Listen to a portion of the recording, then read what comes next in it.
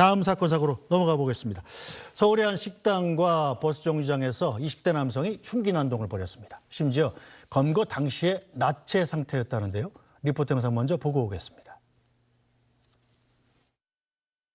버스 정류장 근처에 있던 사람들이 황급히 가게 안으로 뛰어들어갑니다.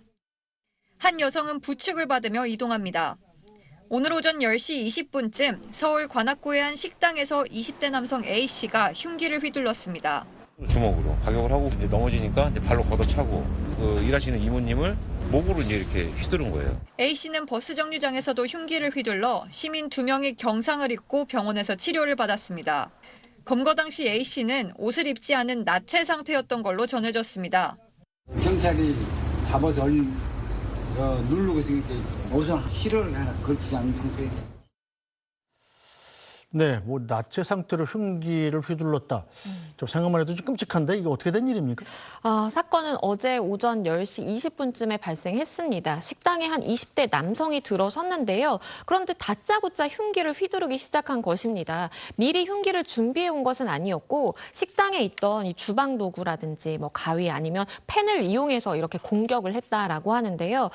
이렇게 공격을 하기 전에 식당 주인을 몇 차례 폭행을 하기도 했고요. 그 이후에 직원에게는 실제로 흉기를 휘둘러서 부상을 입은 상황입니다. 이 도주하다가 결국에는 붙잡혔는데요. 식당 주인과 종업원의 경우에 머리라든지 뒷목에 부상을 입고 지금 치료 중인 상황입니다. 자, 다짜고짜라면 그럼 아무 이유도 없이 실랑이도 없이 그냥 흉기를 휘두르기 시작했다는 얘기인가요? 맞습니다. 그러니까 면식범이라든지 어떠한 뭐 원한 관계라든지 이런 동기에서 이 범죄가 발생한 것은 전혀 아니고요. 식당에 식사를 하러 오는 것이 일반적이기 때문에 주인 입장에서는 식사를 하실 거냐라고 물어봤다라고 네. 합니다. 그런데 갑자기 아무 말도 안 하고 폭행을 시작하고 흉기를 휘둘렀다라는 것입니다. 그래서 일단 수사 당국 입장에서는 이거는 이상 동기 범죄의 가능성이 높다. 즉 불특정 다수를 상대로 해서 아무 이유 없이 공격을 하는 이상 동기 범죄의 가능성이 높다라고 보고 있는 상황이고요. 일단 특수상해라든지 특수폭행 혐의를 적용을 해서 체포한 상황입니다. 완전 나체 상태로 검거됐다는데 그럼 식당에 들어올 때는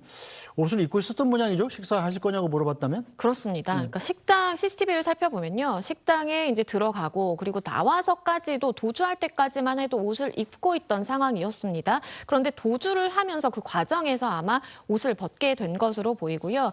CCTV를 확보를 해서 보다 보면 나체 상태로 도주하는 이 남성을 피해서 시민들이 혼비백산하면서 도망가고 이리저리 달려가는 그런 모습도 확인이 됐습니다. 네, 이 사람이 지금 식당뿐 아니라 버스 정류장에서도 흉기를 휘둘렀다고 그래요? 그렇습니다. 버스 정류장과 식당은 한 300m 정도 차이가 나는 곳이었습니다. 식당에서 흉기 난동을 부린 이후에 일단 도주를 시작했고요. 그 과정에서 버스 정류장에 도달했는데 여러 시민들과 마주하게 된 것이죠. 그러다 보니까 시민들에게까지 사실상 난동을 부리고 소지하고 있던 흉기를 휘둘렀다라고 지금 전해지고 있는 상황이고요. 한 시민은 깨물었다라고 합니다. 네. 부상을 입어서 지금 2명의 시민이 경상을 입고 병원 치료 중인 상황이고요.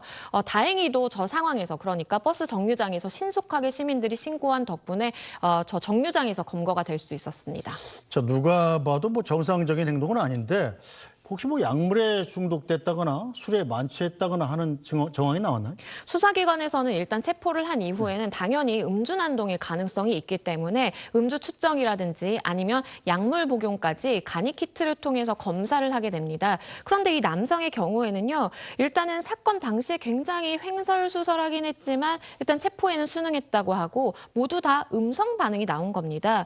약물이라든지 알코올 반응의 음성이라는 것은 일단 간이 키트로 검출이 되는 약을 복용하지 않았다라는 것이고 더불어서 이 술을 마시지 않은 것으로 판단을 할 수 있기 때문에 수사기관 입장에서는 혹시 정신질환 문제가 있는지까지 염두에 두고 있는 상황입니다. 네, 이런 범죄 저지르면 정신질환이 있더라도 좀 엄히 처벌해야 될 것 같아요. 어떻습니까, 법조항은? 일단은 정신질환을 앓고 있는 상황이면 본인 입장에서는 심신미약 내지는 심실상실을 주장해 볼 가능성이 있습니다. 심실상실이라는 것은 내가 사리분별에 대한 판단이 전혀 되지 않은 상황에서 범죄를 저질렀다라는 것인데요. 이것은 인정되기 힘들어 보이고요. 왜냐하면 심신상실이라는 것은 아예 본인이 그런 행위를 했다라는 것조차 기억을 하지 못하는 상황이어야 합니다. 그래서 심신미약이 그래도 간혹가다 인정이 되기는 하는데요. 일단 법원이나 수사기관에서는 정신감정을 통해서 이 사람이 실제로 정신병력이 있는지 어떤 정신질환적인 문제를 앓고 있는 것인지 판단을 하게 되고요. 그 이후에 만약에 그렇다라고 한다면 치료 감호로 이어질 수도 있습니다. 알겠습니다. 자, 오늘 말씀 여기까지 듣죠. 양지민 변호사 말씀 잘 들었습니다. 감사합니다. 네, 뉴스 브리핑은 오늘 여기서 모두 마치겠습니다. 저희는 내일 다시 찾아뵙겠습니다. 고맙습니다.